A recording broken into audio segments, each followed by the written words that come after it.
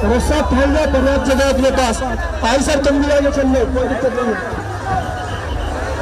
हम सब हिंदू भैया, इस तरफ जरा रस्सा को नजदीक लाओ, उस तरफ ट्रांसफार्मर है, रस्सा को नजदीक लाओ। रस्सा पास कर,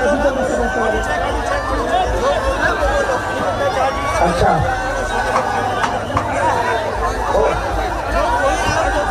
अरे नीचे उतारना कटा, उधर ट्रांसफार्मर के पास खड़े समूह है।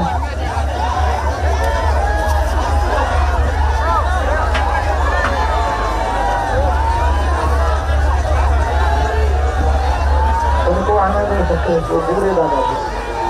जय श्री राम। से संतों के चरणों में दास अनिरुद्ध का कोटि कोटि नमन, आचार्य जनों के चरणों में दास का कोटि कोटि नमन, और सभी जनता जनार्दन को दास अनिरुद्ध का कोटि कोटि प्रणाम नमस्कार। सबको जय श्रीमन नारायण, जय श्री कृष्ण।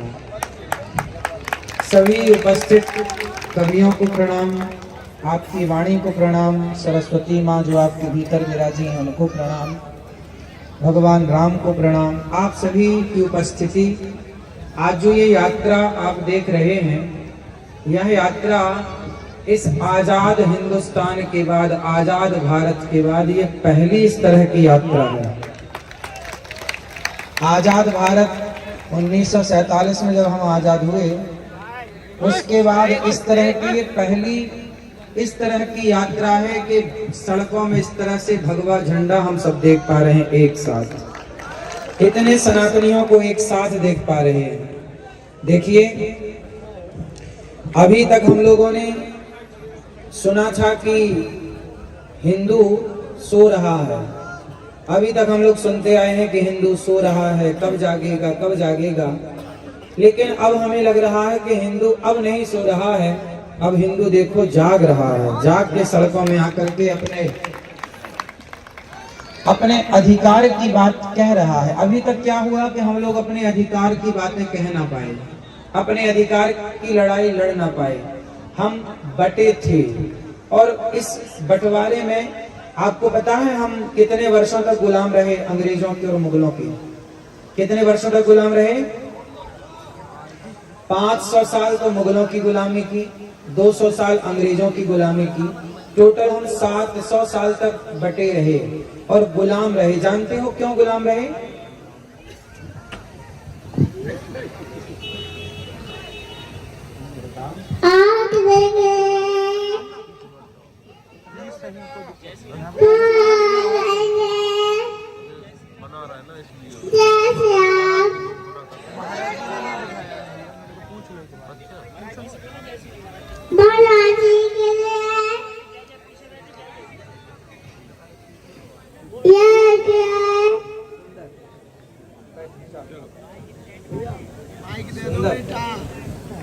सुंदर। 700 सालों तक हम गुलाम क्यों रहे? अंग्रेजों ने क्या नारा दिया था? फूट डालो शासन करो, फूट डालो, जोर से फूट डालो। ये नारा किसने दिया? अंग्रेजों ने दिया। हम सबके बीच में फूट डाली। क्या फूट डाली? हम लोगों को आपस में लड़ाया। जय श्री राम। जय श्री राम। बच्चे को बैठा लो। तो हम फूट डालो शासन करो की राजनीति पे उलझे रहे, हम आपस में लड़ते रहे। हमने आपको पहले भी बताया है, पूज्य महाराज जी के द्वारा जो कन्याओं का विवाह हर वर्ष होता है, उस कन्याओं के विवाह में जब हम 2 वर्ष पहले पिछले वर्ष जब आए थे, तो महाराज जी के सामने ही, महाराज जी के साथ ही ये दास अनिरुद्ध ने कहा था, आपको याद होगा, हम कितने भाई हैं? 4 भाई हैं, ब्राह्मण, क्षत्रिय, वैश्य और। अच्छा एक बात बताओ, पूज्य महाराज जी कह रहे हैं कि हिंदू राष्ट्र बनाओ, सरकार को निवेदन कर रहे हैं, आप सब सम्मिलित हैं यात्रा में, ये दास अनिरुद्ध भी आज यात्रा में सम्मिलित हुआ और हमें अच्छा लगा आप सबका दर्शन करके। अच्छा सोचो, सारा हिंदू समाज, सारा भारत चाहता है कि हिंदू राष्ट्र बने। आप में से कितने लोग चाहते हैं कि हिंदू राष्ट्र बने? अच्छा ये बताओ, महाराज जी जो काम पूज्य बागेश्वर धाम सरकार जो कार्य कर रहे हैं, इस कार्य में हम सभी भारतवासियों को एकजुट होकर के एक मंच में खड़े होकर हिंदू राष्ट्र की मांग करनी चाहिए कि नहीं करनी चाहिए? अब हम विभाजित ना रहें, अब हम संगठित हो जाएं। कोई व्यक्ति चल रहा है तो हम या तो संग चलें, या फिर हम साथ में शारीरिक नहीं चल पा रहे हैं तो घर बैठे ही समर्थन करें। यदि आप सनातन को मजबूत करना चाहते हैं तो कुछ बातें ध्यान से सुनिए। एक तो पक्ष ये है कि देश हिंदू राष्ट्र बने। थोड़ी देर के लिए इमेजिन करो, सोचो, यदि ये भारत हिंदू राष्ट्र नहीं बना, थोड़ी देर के लिए सोचो, यदि ये भारत हिंदू राष्ट्र नहीं बना, और थोड़ी देर के लिए सोच लो कि आज दक्षिण भारत में आप जाओ तो इसी भारत में हमारे हिंदू अल्पसंख्यक हो गए कि नहीं? हाँ या ना? बहुत सारे राज्यों में हिंदू कम हो गए और अन्य लोगों की, विधर्मियों की संख्या ज्यादा हो गई। एक छोटी सी कल्पना करो, चलो सोचो कि यदि ये भारत मुस्लिम राष्ट्र बन जाए, यदि ये भारत हिंदू राष्ट्र हम चाह रहे हैं कि बने, यदि हिंदू राष्ट्र के लिए हिंदुओं ने समर्थन नहीं दिया, यदि हिंदू खड़े नहीं भये, और जरा सोचो कि यदि ये देश मुस्लिम राष्ट्र बन गया, तो मुझे एक प्रश्न का उत्तर देना, यदि ये देश मुस्लिम राष्ट्र बना, यदि इस देश में मुसलमानों की संख्या बढ़ी, तो जानते हो क्या होगा? क्या इस देश में आपकी बहन बेटियां, क्या आप इस देश में, यदि ये मुस्लिम राष्ट्र बनता है, मुसलमानों की संख्या बढ़ती है, तो क्या इस देश में आप सुरक्षित रह पाओगे? अच्छा, क्या फिर इस देश में सिख लोग सुरक्षित रह पाएंगे? उत्तर दो। क्या इस देश में जैन लोग सुरक्षित रह पाएंगे? अब जैन कहें, सिख कहें कि जी हम हिंदू राष्ट्र में हम सहयोग क्यों करें, क्योंकि आप तो हिंदू राष्ट्र की बात कर रहे हैं। अब जैन लोग कहें कि जी हम आपका समर्थन क्यों करें, सिख कहें जी हम आपका समर्थन क्यों करें, हमारे बौद्ध लोग कहें कि जी हम समर्थन क्यों करें, क्योंकि हम तो बौद्ध धर्मावलंबी हैं, आप तो हिंदू राष्ट्र की मांग कर रहे हैं। तो जैन कहे, सिख कहे और बौद्ध कहे कि हम आपका समर्थन क्यों करें। तो मैं उन लोगों के लिए एक बात बताऊं, कभी इस सवाल कोई आपसे करे तो आप उत्तर दे पाए। इसके लिए हिंदू राष्ट्र मतलब है सनातन राष्ट्र, हिंदू राष्ट्र का मतलब है सनातन राष्ट्र, और ये सभी लोग सनातनी हैं, चाहे वो सिख हो, चाहे वो जैन हो, चाहे वो बौद्ध हो। अब यहाँ एक छोटी सी बात जो मैंने कही, उसकी जरा बात समझो। यदि जैन कहते हैं कि हम आपका समर्थन क्यों करें, क्योंकि आप तो सनातन राष्ट्र बनाना चाहते हैं, हिंदू राष्ट्र बनाना चाहते हैं, तो उन जैन भाइयों से पूछना, उन सिख भाइयों से पूछना, उन बौद्ध भाइयों से पूछना कि यदि ये भारत मुसलमानों के कब्जे में आया और ये मुस्लिम राष्ट्र रहा, तो बताओ क्या ये मुसलमान फिर सिखों को रहने देंगे? क्या ये मुसलमान जैनों को रहने देंगे? क्या जैनों की और सिखों की बहन बेटियां सुरक्षित रहेंगी? क्या बौद्ध सुरक्षित रहेंगे? इसलिए सनातन सुरक्षित है तो सिख, जैन, बौद्ध, संपूर्ण विश्व सुरक्षित है। यदि सनातन सुरक्षित नहीं है ना मेरे भाइयों, तो कोई आपको बचाने वाला नहीं है। इसलिए कहता हूं कि सनातन का समर्थन सबको करना चाहिए।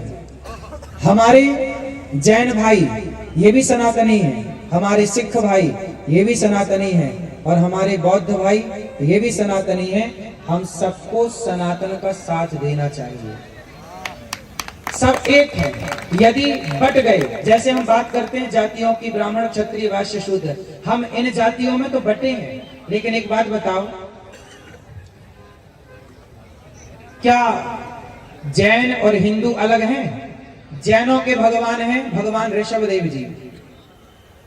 24 तीर्थंकर में एक तीर्थंकर भगवान ऋषभदेव जी हैं, हाँ या ना? अब ये बताओ कि जैन ऋषभदेव जी को मानते हैं, और हम लोग 24 अवतारों में एक अवतार हम लोग भगवान ऋषभदेव जी को मानते हैं। हमारे 24 अवतारों में भी एक अवतार कौन है? भगवान ऋषभदेव जी। तो जैन और हिंदू, जैन और हम सनातनी, हम दोनों की विचारधारा एक है कि नहीं? माना कि मत अलग अलग हो सकते हैं, विचारधाराएं अलग अलग हो सकती हैं, पर हम हैं तो एक ना। इसलिए मैं जब बात करूं सनातन की, मैं जब बात करूं सनातन धर्म की, मैं जब बात करूं हिंदू राष्ट्र की और सनातन राष्ट्र की, यदि कोई आपको कहे कि जी हिंदू राष्ट्र बन रहा है, हम क्यों नहीं, ये सनातन राष्ट्र है। हिंदू राष्ट्र मतलब सनातन राष्ट्र, और सनातन राष्ट्र बनेगा, हम सुरक्षित रहेंगे। सनातन कहते हैं ना कि नींव यदि बचेगी, नींव मजबूत है तो इमारत टिकी रहेगी, कितना भी तूफान और कितना भी भूकंप आए। नींव कमजोर है, इमारत कितनी सुंदर है तो ढह जाएगी, गिर जाएगी। तो इस दुनिया की नींव सनातन ही है। सनातन सुरक्षित है तो सब सुरक्षित है। यदि आपने साथ दिया तो किसी, आज पादरी आता है और जाके हिंदुओं का धर्मांतरण करा देता है। जहां मंदिर थे वहां आज वो बन गई क्रॉस, क्या बोलते हैं उसको, चर्च बन गई। क्यों बन गई भैया? आज हम लोगों ने जाना आना छोड़ दिया, मिलना जुलना छोड़ दिया, सारा समय हम मोबाइल पर रहते हैं, रील पर रहते हैं, फेसबुक व्हाट्सएप इंस्टाग्राम पर रहते हैं। भैया समझो, ये महाराज जी पैदल चल रहे हैं, छाले पड़ गए, देखिए क्यों चल रहे हैं। अभी मेरे के साथ चला लगभग 1-2 किलोमीटर जो भी चला, तो मैंने देखा कि महाराज जी कितने बढ़िया हैं कि दूर खड़ी कोई बहन ना, दूर खड़ा कोई दादा, दूर खड़ा कोई बच्चा, उसे भी ये देख लेते हैं, बुला लेते हैं, आओ यहाँ आओ। जो लोग इनसे नहीं मिल सकते थे इस यात्रा में, जैसे भगवान राम राजा बनने के पहले 14 साल वनवास गए और वनवास में शबरी तक पहुंच गए, निषाद तक पहुंच गए और बंदर भालुओं तक पहुंच गए, तब जाके राम जी राजा बने। ऐसे महाराज जी निकल करके सब तक पहुंच रहे हैं कि कोई न छूटे। ये एक अच्छा संकेत है, ये एक अच्छा, बोलो, अच्छा संकेत है। ऐसा ही होना चाहिए। हम लोगों को गांव-गांव जाना चाहिए, घर घर जाना चाहिए। आप सब लोग भी इस यात्रा, 9 दिन की यात्रा पूरी करके जब घर जाएं तो संकल्प लें, आपके गांव के आसपास आपको पता तो होगा ना कि इस आदमी ने धर्मांतरण कर लिया है, उसके पास जाके बैठो, गीता ले जाओ। भैया तुम्हें क्या दिक्कत थी सनातन धर्म से? तुमने, हमारे यहाँ शिवाजी के बेटे हुए हैं संभाजी, क्या नाम था? संभाजी के बारे में जरा गूगल में सर्च कर लेना, अभी रात को या कल पता चल जाएगा। संभाजी ने खूब युद्ध जीते, लेकिन एक बार मुगलों ने धोखे से पकड़ लिया। ये मुगलों ने धोखा बहुत किया है। हम ईमानदारी से चलते रहे, पीठ से अब पीठ में आके वार कर दिया। अब क्या करें, हम आपकी तरफ देख रहे, कोई पीठ में मार दे तो मर ही जाएंगे। ये छाती पे प्रहार करे कब है? ये तो पीछे से खंजर भोंके है ना। तो संभाजी को इन्होंने पकड़ लिया, और संभाजी के बारे में जब मैंने पढ़ा, और आप पढ़ोगे ना, रो पढ़ोगे, तुम्हारी आंखों में आंसू आएंगे। संभाजी के नाखून पकड़ के उन्होंने चिमटी से, बड़े जो होता है लोहे की, पकड़ के खींच लिया, नाखून उखड़ गया, और उस उखड़े नाखून में गरम गरम पानी डाला मुगलों ने। सोचो, फिर सरिया जलता हुआ लाए, यहाँ धसाया, और जब घाव हुआ तो नमक डाल करके घिस दिया, ऐसे ऐसे। संभाजी लगभग 39 दिन तक इस तरह से तड़पाया। उंगली काट दी एक, आज एक उंगली काटी, कल फिर ये पंजा काट दिया, फिर ये काट दिया। तो सोचो कितना कष्ट। और क्यों संभाजी की गर्दन में तलवार रखी? सुनो, धर्मांतरण कर लो तो मुगल हो जाओ, तो मुसलमान बन जाओ, हम तुम्हें छोड़ देंगे। संभाजी बोले, मारोगे और क्या करोगे? स्वधर्मे निधनम श्रेयः परधर्मो भयावह। गीता में लिखा है कि अपने धर्म में रह के मर जाना अच्छा है, पर अपने धर्म का परित्याग करना अच्छा नहीं है। इसका उदाहरण संभाजी महाराज है। मर गए, शरीर के टुकड़े टुकड़े हो गए। अरे गुरु गोविंद सिंह जी के बच्चों के बारे में नहीं सुना? 2 बच्चों को, 2 तो शहीद हो गए थे, और 2 बच्चों को दीवार में चुनवा दिया। एक 5 साल का छोरा, एक 7 साल का बच्चा। क्यों, यही उम्र थी लगभग। 7 साल के बच्चा कितना बड़ा होता भैया? 7 साल का बच्चा, 7 साल के बच्चे को जिंदा दीवार में चिनवा दिया, दीवार खड़ी कर दी आगे पीछे से, जिंदा बच्चों को दीवार। सोचिए क्यों? बच्चों से कहा तलवार रख के गर्दन में, धर्म बदल लो। 5 साल का बच्चा बोला, मार दो, मर जाएंगे, और धर्म परिवर्तन नहीं करेंगे। क्या खून था, क्या जज्बा था। क्या प्रेम था अपने धर्म से। और आज का आदमी 500 रुपया में बिक जाता है। 500 रुपया कोई दे दे, 1000 रुपया कोई दे दे, तो आदमी धर्म परिवर्तन करने को तैयार है। मेरे दोस्तों, ये सब इसलिए हो रहा है कि आप जैसे युवा अभी हमारे गांव के वंचितों तक, शोषित तक, आदिवासी दलित भाइयों तक पहुंचे नहीं है। आपसे मेरी हाथ जोड़ के प्रार्थना है, पूज्य महाराज जी की भी आपसे यही प्रार्थना है। और ये यात्रा इसीलिए निकाली गई है कि महाराज जी सब तक पहुंचे। मुझे बहुत अच्छा लगा जब मैंने सुना कि महाराज जी ने यात्रा निकाली। मैं लालायित हो गया और इनके प्यार ने मुझे खींच लिया, आप सबके प्यार ने खींच लिया। और आज आप सबके बीच में सेवा करने के लिए दास हाजिर हैं। तो मुझे कितने लोग, मैं जब भी कथा करने जाता हूँ, मैं बिहार गया कथा करने, जहां भी मैं कथा करने जाता हूँ, अभी मैं यहाँ ददरुआ धाम और ग्वालियर में कथा थी, मैं जहां कथा करने जाता हूँ, मैं गरीब दीन दुखियों के घर जरूर जाता हूँ और उनसे पूछता हूँ कि तुम्हें कोई पैसे दे के धर्मांतरण तो नहीं कराने आता। यदि मैं जा के पूछ सकता हूँ, महाराज जी जा के पूछ सकते हैं, तो आपकी भी तो जिम्मेदारी है कि आप भी जा के पूछें। कोई दिक्कत है तो आप उनका सहयोग करें। अपने दोस्त, जैसे शराब पीने के लिए तुम लोग सहयोग कर लेते हो ना, यार जरा 100 तुम मिलाओ, 100 तुम मिलाओ, पौवा ले आते हैं, पी लेते हैं। यदि शराब के लिए तुम सहयोग कर सकते हो, तो किसी हिंदू ने जो धर्मांतरण कर लिया है, यदि तुम्हारे 1000-2000 की मदद कर देने से वो घर वापसी कर रहा है, तो भैया मदद करना सही है कि गलत है? तो कितने लोग आज से ये मुहिम भी चलाएंगे? 1 घंटा राष्ट्र को देंगे, 1 घंटा धर्म को देंगे। किसको देंगे? 23 घंटा परिवार व्यापार के लिए काम करेंगे और 1 घंटा बैठेंगे दीन दुखी शोषित वंचित दलितों के पास जाके। क्यों भैया, कोई कमी तो नहीं है, कोई दिक्कत तो नहीं है? महाराज जी ने 200-200, 300-300 बेटियों का विवाह करते हैं। क्यों करते हैं? भीख मांग मांग के, भैया थोड़ा सहयोग करो, थोड़ा सेवा करो, लोग देते हैं और ये महाराज जी करते हैं। पिछले वर्ष विवाह हुआ कन्याओं का, महाराज जी ने सबको गाड़ियां दी, महाराज जी ने सबको कितना सामान दिया। एक बाप अपनी बेटी को जितना नहीं दे सकता, वो जो महाराज जी ने इतना कुछ दिया उन बेटियों को। क्यों? ये चाहते हैं कि हमारे देश में हिंदू धर्मांतरण की आग में ना झुलसे। तो ये जितनी मदद कर सकते हैं कर रहे हैं। कुछ मदद ये कर रहे हैं, कुछ मदद हम करें, कुछ मदद आप सब करो, है ना? गौरी गोपाल आश्रम में कितने लोग कथा सुन सुन के, कितने लोगों ने धर्म छोड़कर वापस आ गए केवल सुन सुन करके। कितने लोगों को हम जा के समझाते हैं, कितने लोगों को बैठ करके प्यार से समझाते हैं। आपने प्रश्नोत्तरी में भी सुना होगा, कितने लोग आए, बोले हमने पहले बदल दिया था, बाद में कथा सुनी तो वापस आए। तो ये सब चल रहा है।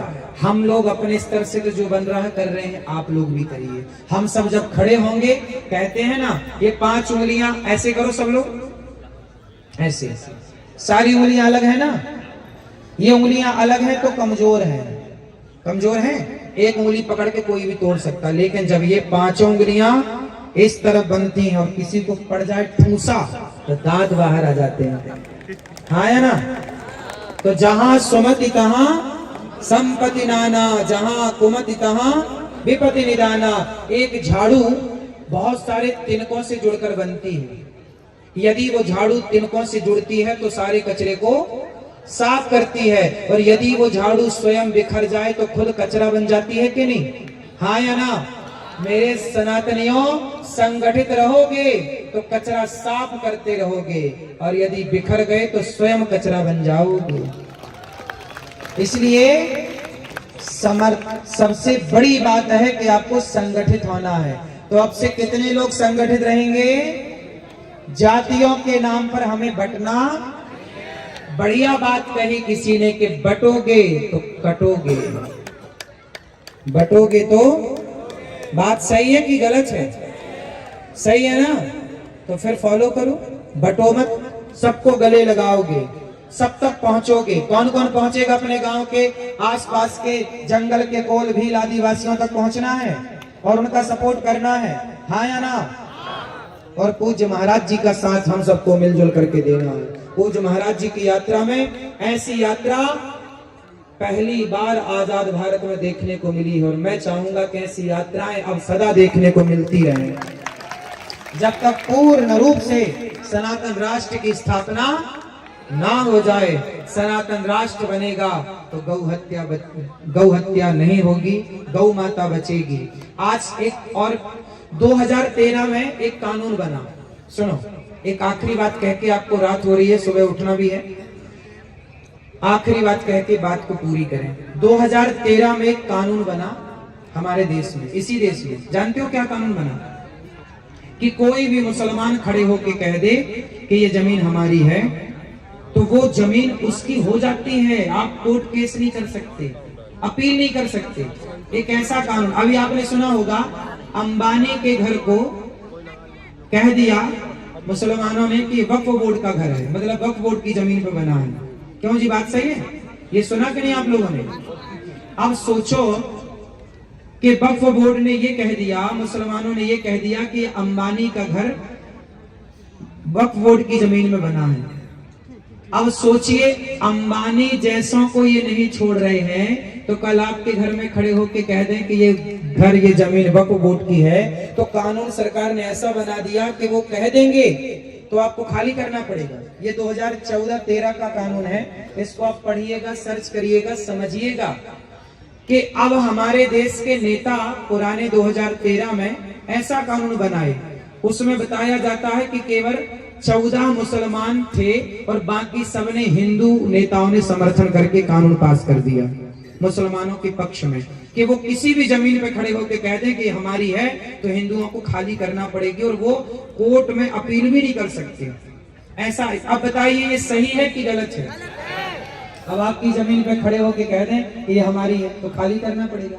और कौन खाली करवाएगा? सरकार खाली करवाएगी, क्योंकि कानून बना दिया। अब सोचिए, इस देश में हमारी ही जमीनों पर वो कब्जाएं करने को तैयार है। फिर जाओगे कहा? मैंने कई बार एक बात दोहराई कि देखो, बांग्लादेश से खदेड़े गए तो भारत आए, पाकिस्तान से खदेड़े गए तो भारत आए, जम्मू कश्मीर से खदेड़े गए तो भारत के कोने कोने में गए। सोचो कि जिस दिन भारत से खदेड़े जाओगे, कहां जाओगे? इसलिए सनातनियों को जगाने के लिए महाराज जी खड़े। आपसे प्रार्थना है, जागो। और महाराज जी साक्षात मुझे लगता है कि भगवान ही सनातनियों के लिए इस धरती पर इस रूप में अवतार लेकर के किसी न किसी रूप से आए हैं, और ये सनातन की इस तरह की सेवा कर रहे हैं। ये हमारे सनातन संस्कृति के लिए बब्बर शेर हैं, और इनका साथ सदा हमें देना चाहिए, कंधे से कंधा मिलाकर खड़ा होना चाहिए। और मैं तो भारत के सबको निवेदन करूं कि महाराज जी जो काम कर रहे हैं, बढ़िया कर रहे हैं। और सुनो, हम लोग बच्चे हैं, यदि हम लोग कोई गलती भी करें ना, तो हमारे बड़े संत हैं, साधु हैं, वो आके हमें 2 थप्पड़ भी जमाए, कान पकड़ के भी कहें कि भाई आप ये गलत कर रहे हो, ये वो मार्गदर्शन करें। हम तो कहते हैं कि हम गलत हैं, तो हमें आप समझाओ कि भाई ये आपने गलत कहा, हम उसे सुधार करेंगे। लेकिन यदि अच्छा काम कोई कर रहा है तो सबको साथ जरूर देना चाहिए। क्यों जी? यदि हम कोई गलत कदम रखें तो हमें समझा दो कि भैया आप ये गलत है, हम सुधार कर लेंगे। बच्चा गलती करता है तो मां थप्पड़ जमाती कि नहीं? बोलो। तो मैं भारत के तमाम साधु संतों से, तमाम बुद्धिजीवियों से, तमाम लोगों से प्रार्थना करूंगा, इस यात्रा में आकर के अपना समर्थन दें और सनातन धर्म के लिए कंधे से कंधा मिलाकर चलने की जरूरत है, आगे बढ़ने की जरूरत है। तब एक अच्छे राष्ट्र का निर्माण होगा, तब एक अच्छे भारत का निर्माण होगा। बोलिए भारत माता की, भारत माता की, नागेश्वर धाम की, नागेश्वर धाम की, गौरी गोपाल भगवान की, गौरी गोपाल भगवान की। सबको राधे राधे, राधे राधे।